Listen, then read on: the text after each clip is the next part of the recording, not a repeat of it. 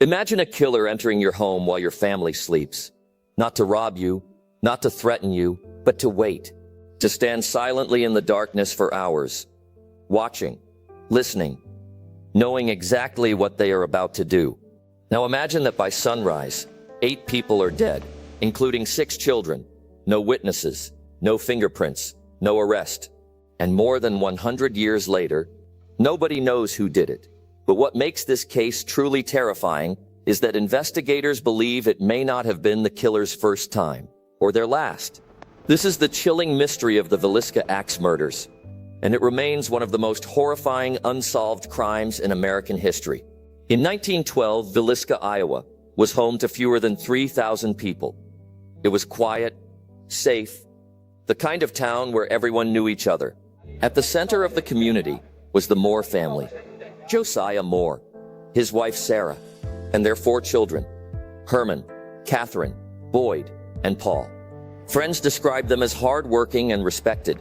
There was no reason to believe they were in danger, no threats, no enemies, no warning sign. Then came June 9th, a day that would change Villisca forever. What began as an ordinary Sunday would end as one of America's most disturbing mysteries. On the evening of June 9th, the Moore family attended a church event. It was a joyful gathering. Nothing unusual occurred. Afterward, 2 sisters named Ina and Lena Stillinger accepted an invitation to spend the night at the Moore home. The girls were excited. It was supposed to be a fun sleepover. As darkness settled over Villisca, the family returned home. Lights were turned off, doors were locked, the children climbed into bed. Nobody knew these would be their final hours alive. But according to many investigators, the killer may already have been inside the house, hidden, waiting, perhaps in the attic, perhaps in a spare room, watching the family prepare for sleep, patiently waiting for silence. Imagine the terror of that possibility.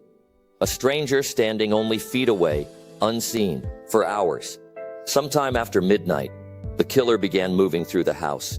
One room at a time, one victim at a time. The murder weapon was an axe. Most victims were attacked while sleeping. There were no reports of screams. No neighbors heard a struggle, just silence. Investigators later discovered that all 8 occupants had been murdered. The Moore parents, their 4 children, and the 2 visiting sisters. Entire families had disappeared before, but rarely in such a brutal manner, and what happened next would make the crime even stranger. Because the killer didn't leave immediately, they stayed inside the house after everyone was dead. When investigators entered the home, they noticed several bizarre details. Every mirror had been covered. Even reflective surfaces had been hidden. Curtains were drawn. Certain objects appeared to have been moved. Some evidence suggested the killer spent time wandering through the house after the murders. Why? Nobody knows. Some believed it was ritualistic. Others believed the murderer was mentally disturbed. Perhaps they didn't want to see their own reflection.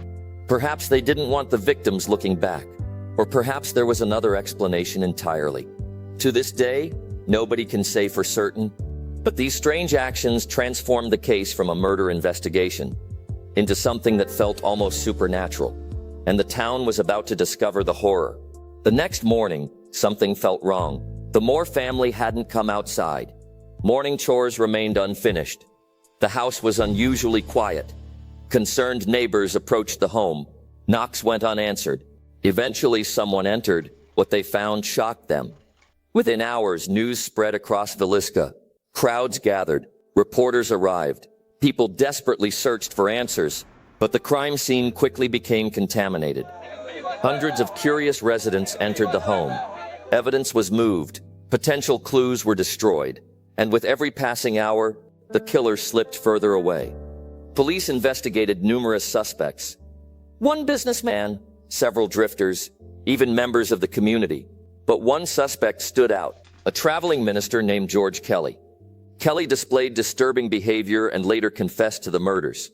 For investigators, it seemed like the case was solved. Except there was one problem. His confession kept changing. Details were inconsistent.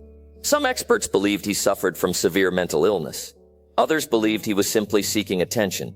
Despite multiple investigations and court proceedings, no conviction was ever secured, the case remained open, and the mystery deepened. Because another theory was emerging, one that suggested Villisca was only one stop on a much larger trail of death. Years later, researchers noticed something chilling. Across America, entire families had been murdered under remarkably similar circumstances.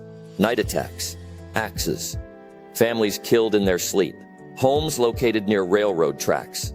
The similarities were difficult to ignore. Some investigators proposed a terrifying theory. A serial killer may have been traveling the country by train, selecting victims, committing murders, then disappearing before authorities could react. If the theory is true, the Villisca killer wasn't responsible for one crime. They may have been responsible for dozens, possibly becoming one of the deadliest unidentified murderers in American history. And yet, no definitive evidence has ever confirmed the theory. The truth remains hidden, somewhere in the past, waiting to be discovered. More than 100 years have passed. Entire generations have come and gone. Investigators have revisited the evidence. Historians have studied the case. Researchers have proposed countless theories. Yet one question remains unanswered. Who entered that house on June 9, 1912? Was it George Kelly, a jealous rival, a serial killer riding America's railways, or someone whose name has never appeared in the investigation? The Villisca axe murders remain unsolved. And somewhere within the missing evidence, forgotten records, and unanswered questions, the truth may still exist. Who do you think committed the Villisca axe murders? Comment your theory below. Subscribe for more true crime mysteries.